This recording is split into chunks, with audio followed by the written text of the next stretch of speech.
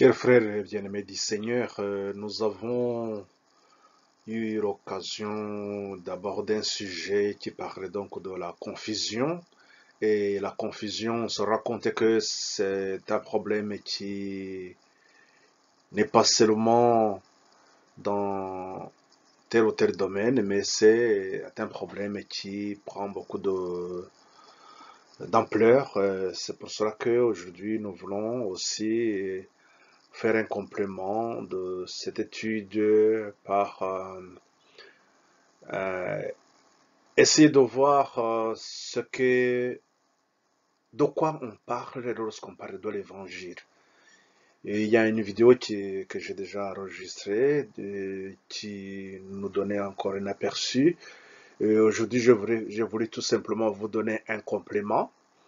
Et ce complément, c'est pour donner encore beaucoup plus, peut-être de détails, c'est encore un résumé. Et donc, quand on parle de l'évangile, évangile éternel, de quoi parle-t-on? Remarquez qu'aujourd'hui, dans plusieurs dénominations qui se disent chrétiennes, ils ont leur façon de comprendre l'évangile. Et ce qui donne aussi un enseignement, je dirais un enseignement qui n'est pas complet dans la mesure où ils n'ont pas compris la vraie définition de l'évangile et se limiter tout simplement à une définition beaucoup plus superficielle. Donc aujourd'hui, je vais vous proposer encore un complément de ce que nous avons vu et pour que aussi vous puissiez prendre le temps de l'étudier vous-même. L'évangile éternel. De quoi parle?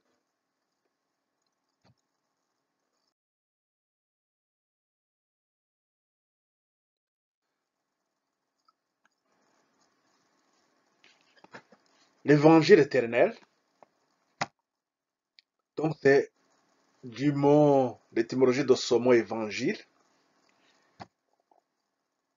Le mot évangile du grec évangelios, je ne sais pas si la prononciation est correcte, je connais pas bien je connais pas le grec, mais tout simplement ça signifie bonne nouvelle. Et évangile donc signifie bonne nouvelle. C'est quoi donc cette bonne nouvelle? Aujourd'hui, quelqu'un peut nous dire ah ouais, une bonne nouvelle. Mais c'est quoi cette bonne nouvelle? Cette bonne nouvelle, pour l'ensemble du christianisme,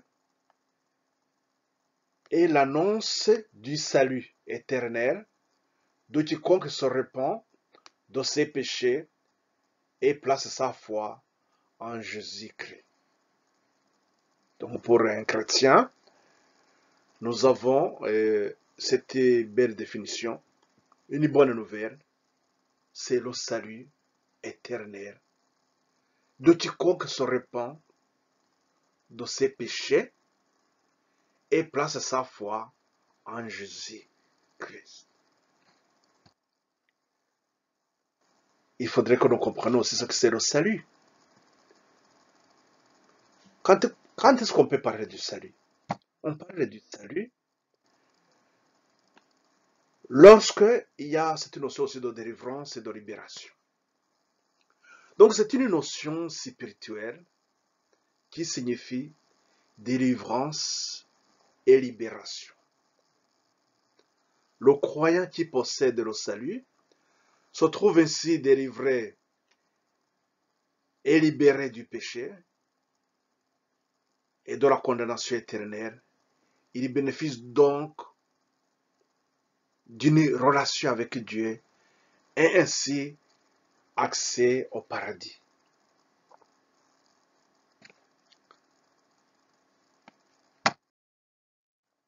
La bonne nouvelle, à qui a-t-elle annoncé? Quand et pourquoi dit-on qu'elle est éternelle?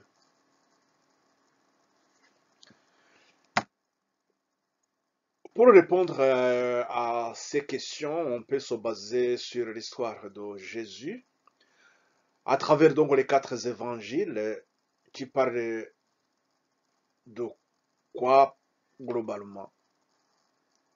Les quatre évangiles parlent de quoi globalement? Ils nous parlent de la prédiction de la naissance et la vie de Jésus. Jésus loin, c'est-à-dire le Messie. Jésus-Christ, le Messie. Dans le judaïsme, donc, on parle de loin, c'est-à-dire la personne consacrée par le rite de l'onction réalisé par un prophète de Dieu. Et d'ailleurs, dans la Bible, nous avons les rois comme Saül, puis David, qui sont envoyés par Samuel. Donc, en grec, le mot Christ, dont la racine, donc, c'est loin, signifie loin, traduit le terme hébraïque de Mashiach. Comme on parle aujourd'hui, donc on parle de Messie. C'est-à-dire que Messie, Christ, loin, et donc c'est la même signification, tout simplement que c'est quelqu'un que le Messie, donc comme on l'attendait ce que nous avons dans Genèse 3,15, on attendait un Messie, un libérateur. Et, donc dans les quatre évangiles, on nous parle donc de la prédiction de la naissance de Jésus. Ils vont nous parler donc Jésus donc qui est le Christ. Ils vont nous parler aussi de la crucifixion, donc sa mort et sa résurrection. Ils vont nous parler aussi de l'ascension et la promesse du retour du Christ. La bonne nouvelle pour les chrétiens, donc, c'est le salut éternel de quiconque se répand de ses péchés et place sa foi en Jésus-Christ. Nous comprenons par là que le salut s'adresse à tout le monde, à l'humanité tout entière. Nos premiers parents, Adam et Ève, sont également concernés par ce message du salut, puisqu'ils ont péché. La parole donc de Dieu nous en dit davantage donc dans Genèse 3,15. On peut lire tout simplement Genèse 3,15. Donc c'est cette promesse, comme nous l'avons vu dans les vidéos précédentes. C'est une promesse d'un sauveur, un libérateur. La Genèse donc 3,15, c'est l'évangile éternel.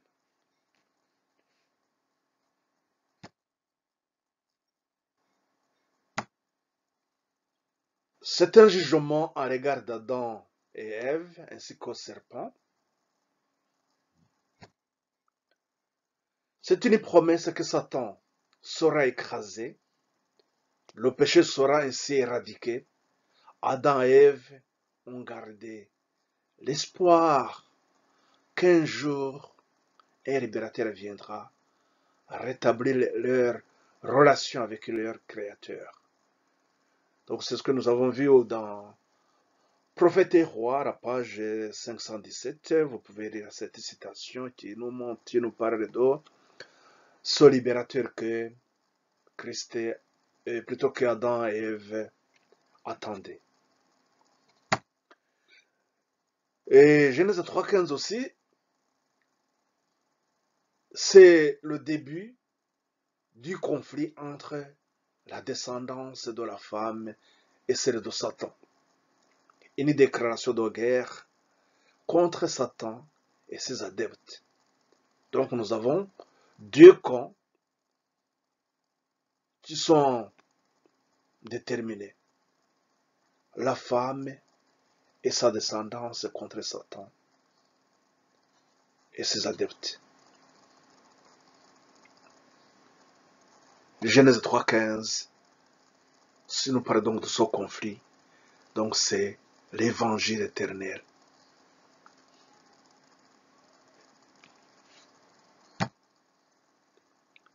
C'est un message donc prophétique, donc qui est en parabole.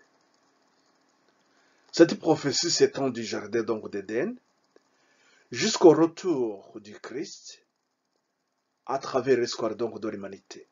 Dieu a dirigé les pensées des gens sur leur libérateur. Nos premiers parents, nos patriarches, tous attendaient le libérateur Christ. Les conséquences des péchés révèlent que le monde a réellement besoin du Sauveur. Les problèmes, les difficultés que nous traversons ici sur terre, c'est pour nous rappeler que le péché, c'est quelque chose que nous devons haïr. Donc nous avons besoin d'un libérateur. C'est la raison pour laquelle d'ailleurs, lorsque le peuple de Dieu tournait le dos à leur Seigneur, Dieu permettait qu'ils partent dans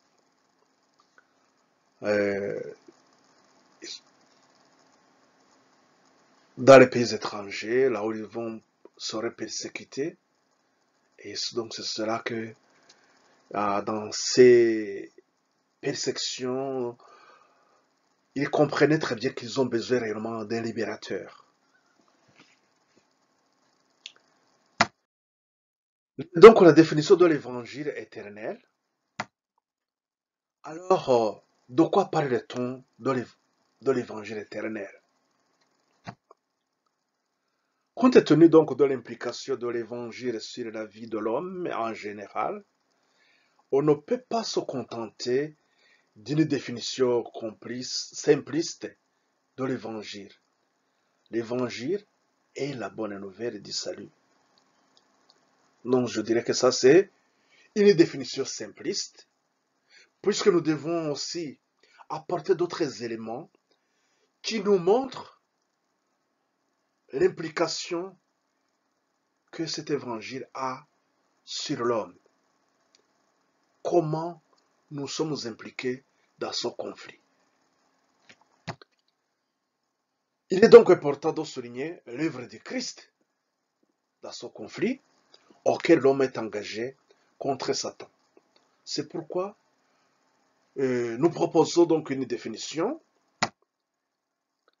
L'évangile éternel est l'œuvre du Christ qui se fait par l'introduction des messages prophétiques de test en 3 étapes qui va développer puis identifier 2 catégories d'adorateurs à l'exemple de Caïn et Abel, Judas et Jean, les sages et les folles comme nous avons la parabole des 10 vierges, l'ivraie et le blé.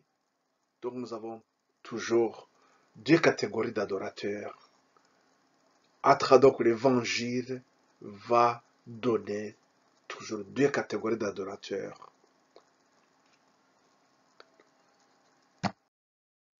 L'œuvre donc du Christ se fait en 3 étapes. Christ d'abord donne la lumière, et donc un message prophétique de test. Après, il va y avoir l'accroissement des connaissances qui vont susciter un réveil et une réforme. Donc cet état d'esprit se traduit par la croissance spirituelle et un changement de caractère. Et cela se fait en 3 étapes. La première étape, c'est l'acceptation ou le rejet de la lumière. Et cela équivaut soit à accepter ou rejeter le salut.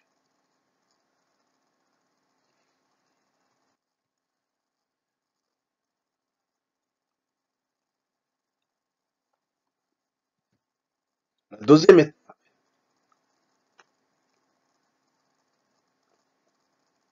c'est la croissance spirituelle qui est l'œuvre donc du Christ, qui fait en créant en nous l'amour. Je pense que à travers ce mot amour, nous devons comprendre aussi l'alliance que nous avons en travers Christ avec Dieu. L'amour avec Dieu et l'amour avec nos semblables. C'est aussi les 10 commandements. Les chair de pierre nous en donne aussi encore une précision. Comment nous allons progresser. Donc il y a une croissance. Et la troisième étape, c'est la manifestation de fruits de l'esprit. C'est-à-dire un changement réel de caractère. D'où l'identification, bien sûr, de deux catégories d'adorateurs. C'est-à-dire qu'à travers ce changement qui s'est fait en nous, nous allons avoir deux catégories d'adorateurs. En conclusion, nous pouvons dire que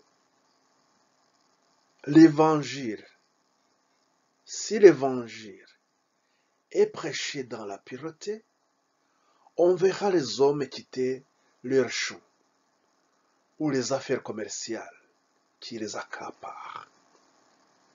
Formés par les hommes, des hommes de Dieu expérimentés, ils apprendront à travailler pour le Maître avec efficacité et ils prêcheront la vérité avec puissance. Grâce à la merveilleuse intervention de la Providence, les montagnes des difficultés qui se dressent devant nous seront jetées dans la mer. Le message divin, dont l'importance est grande pour l'humanité, sera entendu et compris par les hommes. Ceux qui connaîtront la vérité, l'œuvre de Dieu progressera sans cesse jusqu'à ce que le monde entier ait entendu l'évangile. Alors viendra la fin. Matthieu 24, 14 nous dit que donc cet évangile sera prêché partout et après viendra la fin. Et Matthieu 28, 19 à 20, c'est la mission que Dieu donne à ses enfants, à ses disciples. Allez et faites à toutes les nations mes disciples. Nous devons les enseigner. Nous devons enseigner la vérité et la vérité. L'évangile éternel. Donc c'est ces instructions que Dieu donne à travers la Bible. Donc la parole de Dieu qui nous sanctifie comme nous avons dans Jean 17 et 17. Et dans cette sanctification, nous pouvons revenir toujours dans voir cette définition donc de l'évangile qui est l'œuvre de Christ qui va transformer notre vie et il va y avoir un message prophétique, une lumière que Dieu va nous donner au fur et à mesure que nous progressons dans son conflit. De Genèse 3,15, Dieu va nous donner une lumière et c'est cette lumière qui va nous éclairer davantage. L'acceptation, c'est ce qui nous conduit dans la vérité, accepter le salut, rejeter la lumière. Nous préférons donc les ténèbres. Pourquoi nous rejetons la lumière? Parce que nous avons écouté la voie de Satan, de l'ennemi. Donc nous allons vers les ténèbres. Un message que Dieu donne, donc il se fait toujours dans trois étapes. Il a développé d'abord cet esprit de repentance. Après, nous saisissons la grâce, nous croissons, qui nous conduit dans la sanctification, dans la croissance. Et après, notre caractère change. Et c'est ce caractère qui va déterminer si réellement nous sommes les enfants de Dieu, ou bien si nous avons refusé la voie de la sanctification, c'est-à-dire que nous n'avons pas accepté la progression, nous allons retourner vers les ténèbres. Voilà les deux catégories d'adorateurs que l'évangile va déterminer. Que le Seigneur nous aide à comprendre encore de plus en plus ce que Dieu veut de nous, ce qu'il veut de ses enfants, comment nous devons progresser dans ce changement jusqu'à ce que nous arrivons à la stature de Christ. Donc, c'est-à-dire que dans le conflit de Genèse 3,15, Dieu nous appelle dans cette voie de la sanctification, de haïr le péché et préférer la lumière. Marcher humblement avec notre Seigneur. Que le Seigneur nous aide. C'est ma prière pour vous et pour moi. Amen.